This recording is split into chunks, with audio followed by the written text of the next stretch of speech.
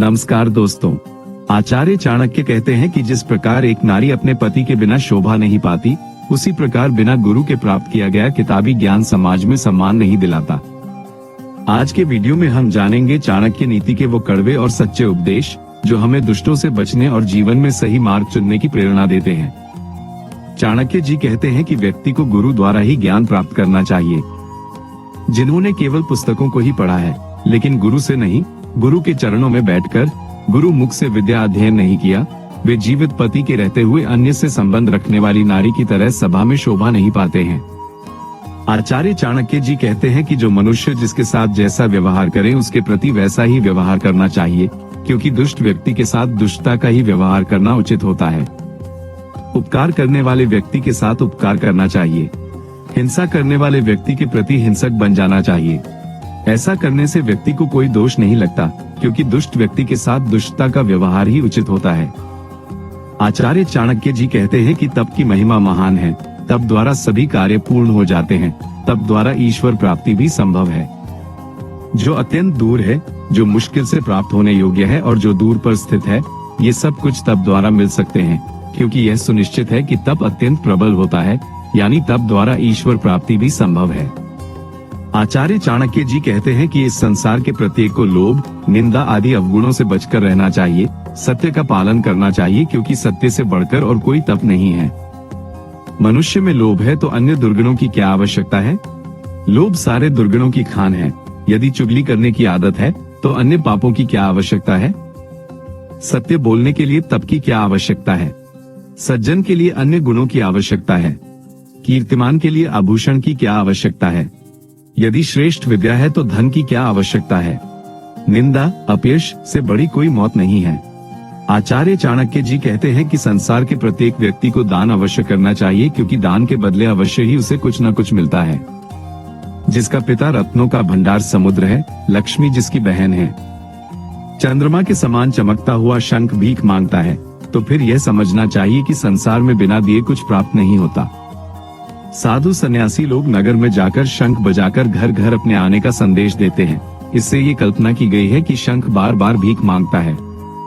उसके भीख मांगने का कारण है कि उसने कभी कुछ दान ही नहीं किया है। आचार्य चाणक्य जी कहते हैं कि जो व्यक्ति विवशता में अपना मार्ग या व्यवहार बदलता है, उस व्यक्ति का कभी भी विश्वास नहीं करना चाहिए, क्योंकि वो फिर उस मार्ग या व्यवहार पर वापस पलट सकता है। जिस व्यक्ति के पास शक्ति नहीं है, निर्बल है, वो मनुष्य साधु बन सकता है, तथा जिस व्यक्ति के पास धन नहीं है, धन का अभाव है, वह व्यक्ति ब्रह्मचारी बन जाता है। किसी असाध्य रोग से पीड़ित, रोगग्रस्त होने पर व्यक्ति देवभक्त बन जाता है, तथा बुढ़ापे में स्त्री यौवन बीत जाने के कारण पतिव्रता बन जाती है। ये सब कार्य लोग विवशतावश करते हैं, स्वेच्छा से नहीं। आचार्य चाणक्य जी ने बताया है कि अन्न और जल के समान कोई दान नहीं है। तिथियों में द्वादशी, मंत्रों में गायत्री मंत्र तथा देवताओं में माता का सर्वश्रेष्ठ स्थान होता है। इस जग में अन्न व जल से बढ़कर कोई दान नहीं है। पूरे माह में द्वादशी से बढ़कर कोई श्रेष्ठ तिथि नहीं होती है। मंत्रों में गायत्री मंत्र से श्रेष्ठ कोई दूसरा मंत्र नहीं है और माता से बढ़कर कोई देवी देवता नहीं होते। माँ को देवता इसलिए कहा गया है कि माता ही सर्वप्रथम गुरु होती है। गुरु देवतुल्य होता है। सर्प, मक्खी व बिच्छू इन सभी के एक एक अंग में विष होता है, परंतु दुष्ट व्यक्ति के तो पूरे शरीर में विष भरा रहता है। सांप के दांत में विष भरा होता है, मक्खी के सिर, मस्तक में विष होता है, बिच्छू की पूंछ में विष डंक के रूप होता है, परंतु दुष्ट व्यक्ति के तो अंग अंग में विष भरा रहता है। इसलिए दुष्ट व्यक्ति से सदा सचेत रहना चाहिए। उनके निकट जाना अहितकारी होता है। दुष्ट व्यक्ति से सदैव सावधान रहना चाहिए। आचार्य चाणक्य जी कहते हैं कि पति के जीवित रहते पति की आज्ञा के बिना नारी को व्रत करना निष्फल तथा नरक की ओर ले जाता है। जो स्त्री पति की आज्ञा के बिना या अपनी स्वयं की इच्छा से कोई व्रत उपवास रखती है, तो उसका वह व्रत निष्फल हो जाता है। साथ ही उस स्त्री के पति की आयु भी कम हो जाती है और ऐसी स्त्री अवश्य ही नरक में गिरती है और स्वयं महान कष्ट उठाती है। पति नारी के लिए परमेश्वर होता है, इसलिए नारी का कर्तव्य है कि उसे पति की आज्ञा के विरुद्ध कोई भी कार्य नहीं करना चाहिए। आचार्य चाणक्य जी कहते हैं कि स्त्री के लिए उसका पति परमेश्वर होता है। स्त्री के अपने पति की सेवा करना, उनकी आज्ञा का पालन करना ही सबसे बड़ा धर्म, कर्म एवं पुण्य होता है।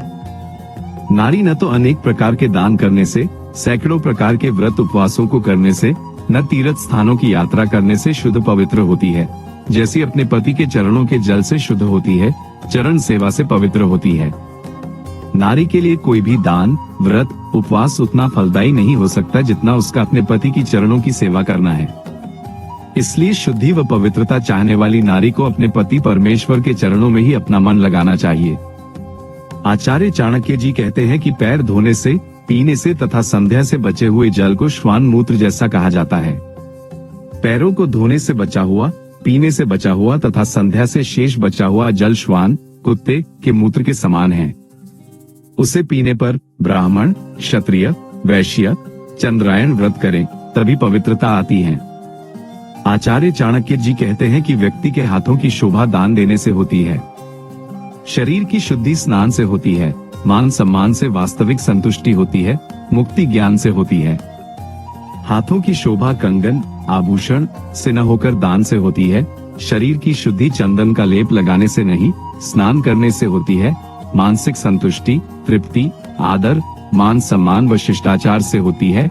भोजन से तृप्ति नहीं होती, मुक्ति ज्ञान के द्वारा होती है। बाह्य आडंबरों, तिलक, छापे से कभी नहीं होती है। आचार्य चाणक्य जी कहते हैं कि व्यक्ति को किसी के घर जाकर उचित सम्मान नहीं मिलता। ये बात नाई, हजामत के घर जाकर बाल कटवाने के बारे में कही गई है। पत्थर पर चंदन घिसने से, जल में अपनी परछाई देखने से ऐश्वर्य नष्ट होता है। व्यक्ति दूसरों के घर जाकर उचित सम्मान प्राप्त नहीं करता, चाहे वह उसे आय, कमाई कराने जाए। नाई के घर जाकर बाल कटवाने वाला यजमान कभी भी सम्मान नहीं प्राप्त करता, यानी उसे नाई के आगे सिर झुकाना ही पड़ता है। पत्थर पर चंदन लगाना, चंदन की सुगंध को नष्ट करना है, क्योंकि पत्थर को सुगंध की कद्र का क्या पता। ऐसे ही पानी में अपनी परछाई देखना भी व्यर्थ है, क्योंकि पानी व्यक्ति की सुंदरता से प्रभावित नहीं होता। ये सभी कार्य इंद्र यानी महान ऐश्वर्यशाली पुरुष की शोभा को भी नष्ट कर देते हैं। आचार्य चाणक्य जी कहते हैं कि कुंदरू शीघ्र ही बुद्धि को नष्ट करने वाला है, वच शीघ्र ही बुद्धि को बढ़ाने वाला बुद्धिवर्धक होता है। नारी शीघ्र ही शक्ति हरण करने वाली होती है, दूध तत्काल बल प्रदान करता है। कंडुरू, तुंडी का फल जो लता बेल के रूप में लगता है, सेवन करना बुद्धि नाशक होता है, जबकि बच एक जड़ी बूटी होती है, तुरंत बुद्धि को तीव्र करती है। स्त्री के साथ सहवास करने से पुरुष की शक्ति नष्ट हो जाती है, लेकिन यदि तुरंत दूध पी लिया जाए तो नष्ट हुई शक्ति वापस लौट आती है। दूध और दूध से बने पदार्थ मक्खन, दही, घी, पनीर शीघ्र ही शरीर में बल प्रदान करते हैं।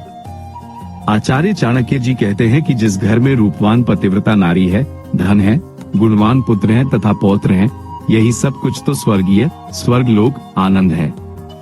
यदि घर में सुंदर, रूपवान, सुशिक्षित, संस्कारवान, आज्ञाकारी पतिव्रता नारी है, धन धान्य भरपूर है, पुत्र गुणवान, विनम्रता युक्त है तथा बड़ों का आदर करता है तथा घर के आंगन में पौत्र खेल रहा है, तो ये सभी कुछ इंद्रलोक, स्वर्गलोक के सुख समान होता है।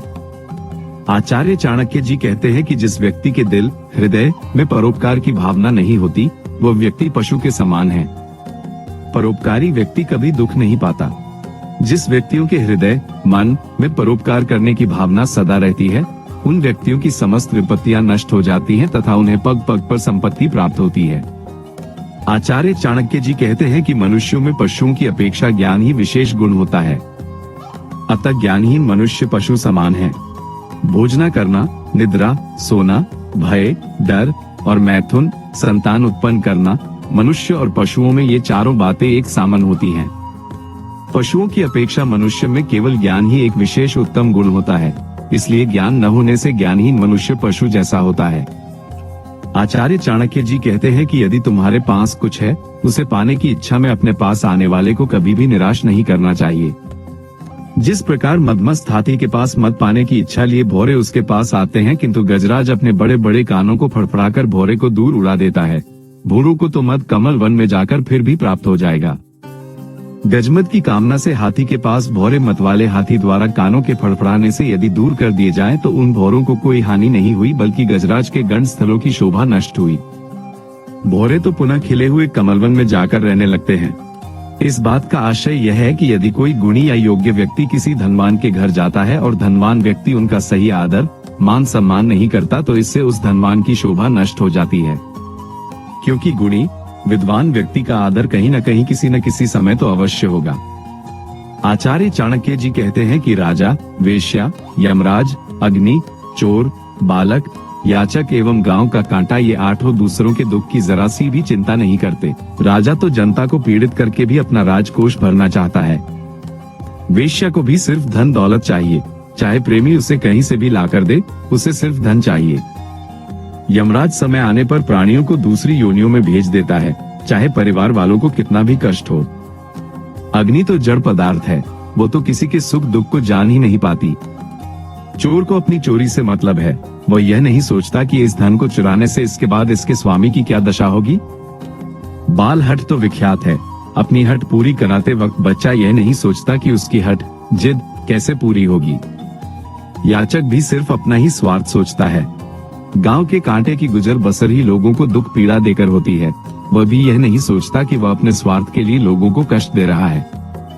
आचार्य चाणक्य जी कहते हैं कि व्यक्ति को वृद्धजनों का सदैव आदर करना चाहिए, उनका उपहास नहीं उड़ाना चाहिए, क्योंकि उपहास उड़ाने वाले की भी वही अवस्था हो सकती है। वृद्धा स्त्री अपने शरीर को झुकाए नीचे की ओर देखती है। उस पर मंचला युवक व्यंग्य बाण छोड़ते हुए उस वृद्धा स्त्री से कहता है, हे रूपवान बाले स्त्री, तुम नीचे क्या तलाश कर ढूंढ रही हो? पृथ्वी पर तुम्हारा क्या खो गया है? मंचले युवक के व्यंग्य बाण सुनकर वह स्त्री बोली, हे मूर्ख, तुझे पता नहीं है, मेरा युवावस्था रूपी मोती खो गया है, मैं उसी को तलाश कर ढूंढ रही हूँ। आचार्य चाणक्य जी कहते हैं कि व्यक्ति का एक गुण उसके सारे दोषों को दूर कर उससे पूजनीय बना देता है। हे केतकी, तुम सांपों सर्प का घर हो, फलों से रहित हो, कांटों से युक्त भी हो, टेढ़ी भी हो, कीचड़ में भी होती हो, कठिनता से प्राप्त होती हो, फिर भी अपने सुगंध रूपी गुण से तुम सभी प्राणियों के मन को मोह लेती हो। इसका आशय यह है कि एक ही गुण समस्त दोषों को दूर कर देता है। अंत में चाणक्य हमें केतकी के फूल का उदाहरण देते हैं, जिसमें हजारों कमियां होने के बावजूद उसकी सुगंध सबको मोह लेती है। इसी तरह आपका एक अच्छा गुण आपके सारे दोषों को ढंक सकता है। अपनी शक्ति को पहचानें और श्रेष्ठता की ओर बढ़ें। अगर आपको ये विचार पसंद आए हों तो वीडियो को लाइक, सब्सक्राइब और शेयर जरूर करें। अपना समय देने के लिए बहुत बहुत धन्यवाद।